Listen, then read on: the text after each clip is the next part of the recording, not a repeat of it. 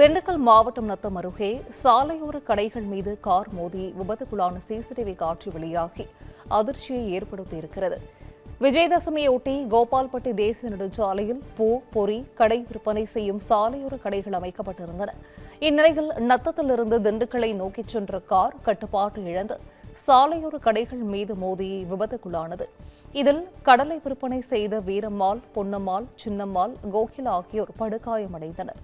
தொடர்ந்து அவர்கள் சிகிச்சைக்காக திண்டுக்கல் அரசு மருத்துவமனையில் அனுமதிக்கப்பட்டுள்ள நிலையில் காரில் வந்து விபத்து ஏற்படுத்தியவர்கள் தப்பிச் சென்றதாக தெரிகிறது. இதனால் ஆத்திரமடைந்த பொதுமக்கள் சாலை மறியலில் ஈடுபட்டதால் பரபரப்பு ஏற்பட்டது. தொடர்ந்து அவர்களிடம் போலீசார் பேச்சுவார்த்தை நடத்தியதை அடுத்து கலைந்து சென்றனர்.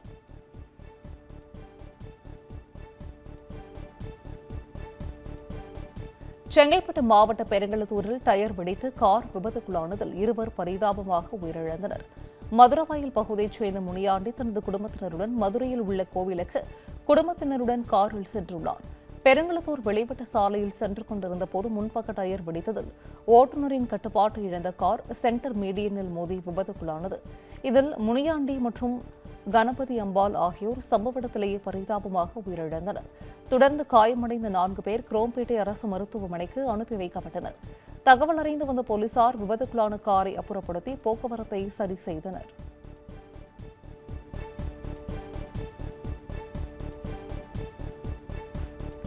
திருவாரூர் மாவட்டம் மன்னார்குடியில் மாணவர்கள் 8 கிலோமீட்டர் தூரத்திற்கு ஸ்கேட்டிங் செய்து சாலை பாதுகாப்பு குறித்த விழிப்புணர்வு ஏற்படுத்தினர்.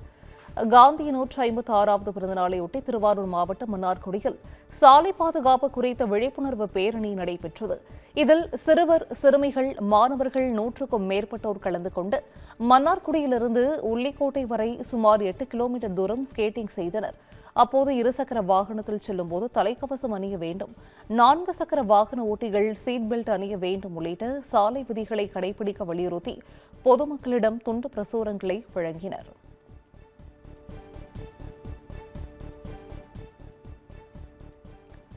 காஞ்சி காமாட்சி அம்மன் கோவிலில் தீர்த்தவாரி உற்சவம் சிறப்பாக நடைபெற்றது. நவராத்திரி உற்சவத்தையொட்டி காமாட்சி அம்மன், லட்சுமி, சரஸ்வதி தேவிகளுடன் கொலு மண்டபத்தில் எழுந்தருளி பக்தர்களுக்கு காட்சியளித்து வந்தார். இந்நிலையில் நவராத்திரி உற்சவத்தின் இறுதி நாளான இன்று அஸ்திர தேவதை என சொல்லப்படும் காமாட்சி அம்மன் வலது கையில் இருக்கும் அங்குசத்திற்கு தீர்த்தவாரி நடைபெற்றது. கோவில் குளத்தில் அஸ்திர தேவதையை வைத்து பால், தயிர், பஞ்சாமிர்தம் உள்ளிட்ட அபிஷேக பொருட்கள் கொண்டு சிறப்பு அபிஷேகம் செய்து தீர்த்தவாரி செய்யப்பட்டது. அதன் பிறகு பொதுமக்கள் குளத்தில் குளித்து வழிபட்டனர்.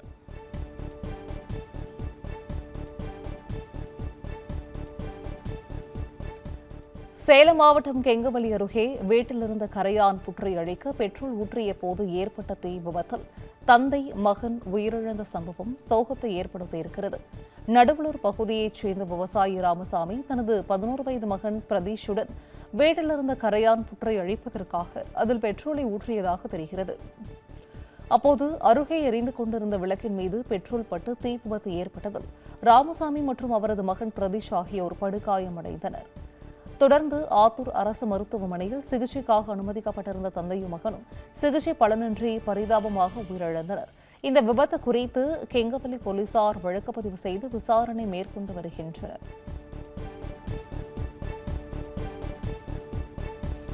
நவராத்திரி விழாவையொட்டி கடலூர் வெள்ளி கடற்கரையில் ஜெயின் சமூகத்தினர் துர்கா சிலையை கரைத்து ஆடிப்பாடி மகிழ்ந்தனர். ராஜஸ்தானை சேர்ந்த ஜெயின் சமூகத்தினர் ஏராளமானோர் கடலூரில் வசித்து வருகின்றனர். இவர்கள் ஆண்டுதோறும் நவராத்திரி விழாவை சிறப்பாக கொண்டாடுவது வழக்கம். அதன்படி நடப்பாண்டு கடலூர், திருப்பாதிரி, புலியூர், வண்டிப்பாளையத்தில் நவராத்திரி விழாவை ஜெயின் சமூகத்தினர் தொடங்கினர். தொடர்ந்து துர்கா தேவிக்கு சிறப்பு பூஜை செய்து பஜனை பாடியும் தாண்டியா நடனம் ஆடியும் உற்சாகமாக கொண்டாடி வந்தனர். தொடர்ந்து நவராத்திரி நிறைவு நாளையொட்டி அலங்கரிக்கப்பட்ட துர்க்கையம்மன் சிலையை ஊர்வலமாக கொண்டு சென்று வல்கடற்கரையில் தீர்த்தவாரி நடத்தினர். அதன் பிறகு சிலையை கடலுக்குள் கொண்டு சென்று கரைத்து வழிபட்டனர்.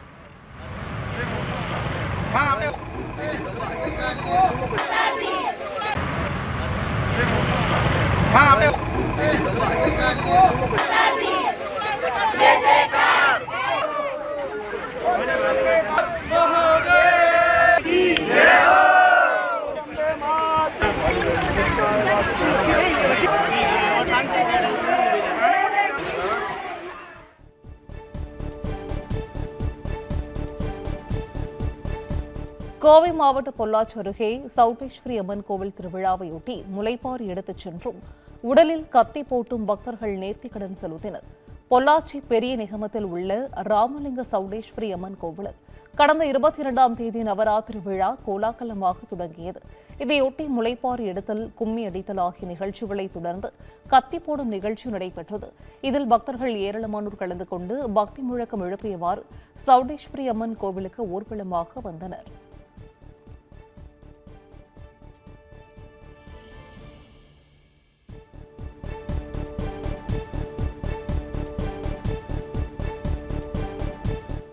கோவை மாவட்டம் ஆனைமலை அருகே ஆழியார் கவியருவியில் நூற்றுக்கணக்கானோர் குவிந்ததால் நீண்ட வரிசையில் காத்திருந்து குளிக்க வேண்டிய நிலை ஏற்பட்டுள்ளது. ஆயுத பூஜை, விஜயதசமி தொடர் விடுமுறையொட்டி ஏராளமான சுற்றுலா பயணிகள் ஆழியார் அணை சிறுவர் பூங்கா மற்றும் வால்பாறை பகுதிக்கு அதிக அளவில் வருகை புரிந்தனர்.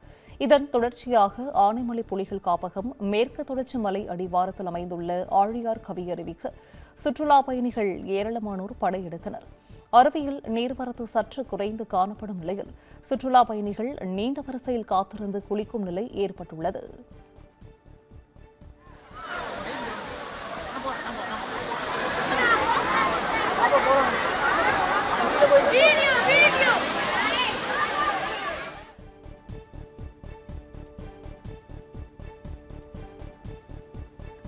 மயிலாடுதுறை மாவட்டம் சீர்காழி அருகே காந்தி ஜெயந்தி தினமான நேற்று கள்ளச்சந்தையில் மது விற்பனை செய்யப்படுவதாக குற்றச்சாட்டு எழுந்தது.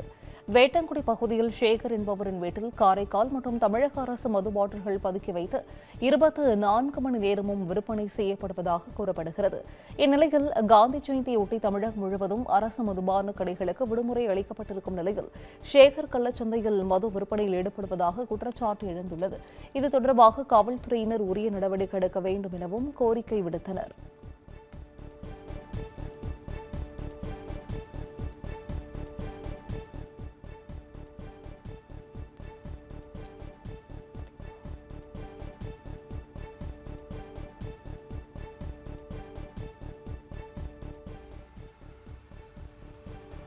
ஈரோடு மாவட்டம் ஆசனூர் அருகே வாகனங்களை வழிமறித்த காட்டு யானை ஓட்டுநர்களை துரத்தியதால் பரபரப்பு ஏற்பட்டது. சத்தியமங்கலம் புலிகள் காப்பக வனப்பகுதியில் காட்டு யானைகள் நடமாட்டம் அதிகரித்து காணப்படுகிறது. இந்நிலையில் ஆசனூர் வனப்பகுதியில் இருந்து வெளியேறிய ஒற்றை காட்டு யானை தேசிய நெடுஞ்சாலையில் சென்ற லாரி, கார் உள்ளிட்ட வாகனங்களை வழிமறித்ததால் ஓட்டுநர்கள் அச்சமடைந்தனர். வாகனங்களை விட்டு கீழே இறக்கிய ஓட்டுநர்களை யானை துரத்தியதால் பரபரப்பு ஏற்பட்டது. தொடர்ந்து சிறிது நேரத்திற்கு பிறகு யானை வனப்பகுதிக்குள் சென்றது. இது தொடர்பான வீடியோ இணையதளத்தில் வெளியான நிலையில் காட்டு யானைகள் சாலையில் நடமாடும் போது மக்கள் வாகனங்களை விட்டு கீழே இறங்கக்கூடாது என வனத்துறையினர் எச்சரித்துள்ளனர்.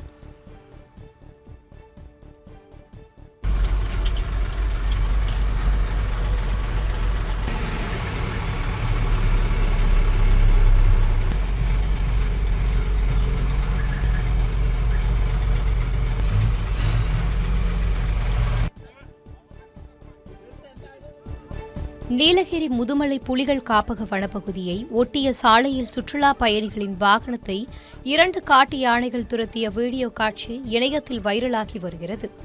முதுமலை புலிகள் காப்பக வனப்பகுதியை ஒட்டி கர்நாடகாவின் பந்திப்பூர் புலிகள் காப்பகம் அமைந்து உள்ளது. இந்நிலையில் தேசிய நெடுஞ்சாலையில் சுற்றுலா பயணிகள் வாகனம் சென்று கொண்டிருந்தபோது அப்போது பந்திப்பூர் புலிகள் காப்பக வனப்பகுதியில் சாலையோரத்தில் மேய்ச்சலில் ஈடுபட்டிருந்த காட்டு யானைகள் திடீரென ஆக்ரோஷத்துடன் சத்தம் எழுப்பியவாறு சுற்றுலா பயணிகளின் வாகனத்தை துரத்தியது. நீண்ட தூரம் காட்டு யானைகள் வாகனங்களை துரத்தி செல்லும் வீடியோ காட்சி வெளியாகி பரபரப்பை ஏற்படுத்தியுள்ளது.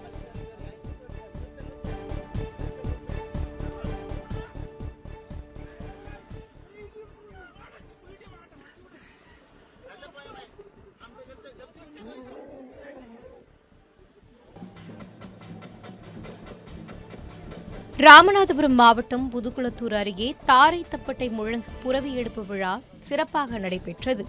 முதுகுளத்தூர் அருகே மேலக்கன்னிச்சேரி கிராமத்தில் 3 ஆண்டுகளுக்கு ஒருமுறை ஐயனார் மற்றும் ஸ்ரீ கருப்பணசுவாமி கோயில் களியாட்டம் எனப்படும் புரவி எடுப்பு விழா விமர்சையாக நடைபெறும்.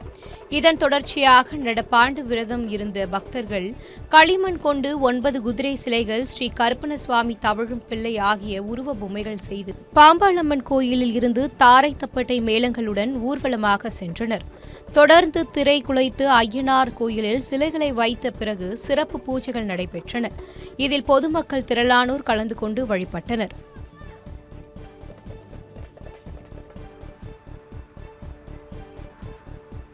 தருமபுரியில் ஏடிஎம் மையத்தில் பணம் எடுப்பவர்களை குறிவைத்து நூதன முறையில் கொள்ளையடித்து வந்த நபரை போலீசார் கைது செய்தனர்.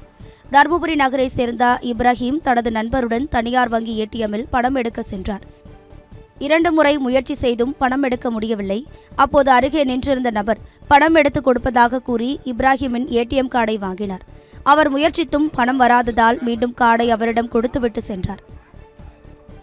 சிறிது நேரத்திற்கு பிறகு அது தனது கார்டு அல்ல என்பதை உணர்ந்த இப்ராஹிம் அங்கு சென்று பார்த்தபோது அந்த நபர் தப்பி ஓட முயற்சித்தார்.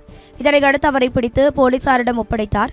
விசாரணையில் அவர் மகாராஷ்டிராவை சேர்ந்த சம்பாஜி என்பதும் இதுபோல் ஏடிஎம் கார்டை மாற்றி கொடுத்து மோசடியில் ஈடுபட்டு வந்ததும் தெரியவந்தது.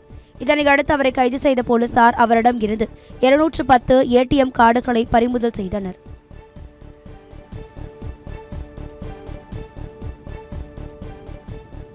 தென்காசி மாவட்ட சங்கரன்கோவில் அருகே டயர் வெடித்து வேன் சாலையில் கவிழ்ந்த விபத்தில் 19 பேர் காயமடைந்தனர். விருதுநகர் மாவட்டம் ஸ்ரீவில்லிபுத்தூர் அருகே உள்ள வணியம்பாடி பகுதியைச் சேர்ந்த 19 பேர் தூத்துக்குடி குலசை திருவிழாவில் கலந்து கொள்ள வேனில் சென்று கொண்டிருந்தனர். அப்போது தென்காசி மாவட்டம் சங்கரன்கோவில் அருகே மறுகாலங்குளம் பகுதியில் சென்று கொண்டிருந்தபோது டயர் வெடித்ததில் கட்டுப்பாட்டை இழந்த வேன் சாலையில் கவிழ்ந்து விபத்துக்குள்ளானது. இதில் வேனில் பயணம் செய்த 19 பேர் காயமடைந்தனர். தொடர்ந்து அவர்கள் சங்கரன்கோவில் அரசு மருத்துவமனையில் சிகிச்சைக்காக அனுமதிக்கப்பட்டு உள்ளனர்.